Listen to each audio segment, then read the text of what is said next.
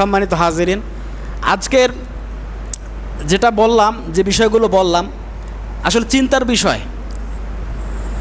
চিন্তা করার উচিত আমাদেরকে যে আমরা মরলে আমাদের জন্য কে কাঁদবে? কেউ কাঁদবে না, কাঁদবে সাময়িক, কিন্তু আপনার আমার হিসাব দিতে হবে। অতএব আপনাকে আমাদের সকলকে বুদ্ধি খাটান, মেধা খাটান, রাতে শুয়ে শুয়ে চিন্তা করেন আমার মানে কি, আমি কে। বিছানায় শুয়ে মরে পড়ে থাকবেন, সকালে উঠে কান্নাকাটি করে আপনাকে দাফন করে দিবে। আপনাকে ছাড়া কোনো কাজ আটকে থাকবে না। আটকে থাকবে? আল্লাহ পাক বলেন ফামাং যুহজিয়া আনিন নার অমাল হায়াতুদ দুনিয়া ইল্লা মাতাউল গুরুর। এই দুনিয়াটা ভোগ বিলাসিতা, খেল তামাশা ছাড়া আর কিচ্ছু না।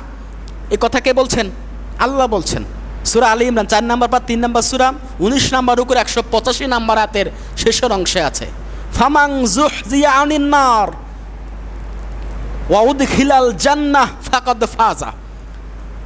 মরণের পর যে মানুষটাকে আমি জাহান্নাম থেকে রক্ষা করে জান্নাতের মধ্যে প্রবেশ করাবো, সেই লোকটা হচ্ছে সফল কাম, সেই লোকটা হচ্ছে প্রকৃতপক্ষে সফল। অমাল হায়াতুদ দুনিয়া ইল্লা মাতাউল গুরুর।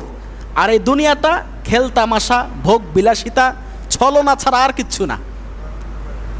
এটা আল্লাহ পাকের কথা না? দুনিয়াটাকে আল্লাহ পাক খেল তামাশার জন্য বলছেন। আল্লাহ পাক বলছেন, আমি বলছি না, আল্লাহ পাক বলছেন এটা খেল তামাশার জায়গা।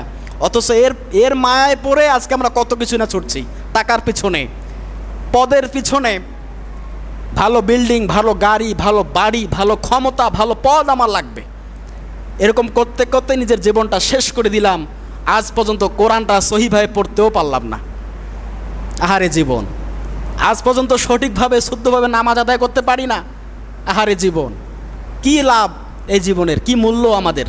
সম্মানিত হাজিরিন, আল্লাহ পাক আমাদের সকলকে সহি বুঝ দান করুক, জ্ঞান আকল বিবেক বুদ্ধি খাটিয়ে আল্লাহ পাকের ইবাদত করা তৌফিক এনায়েত করুক। সকলে বলে আমিন।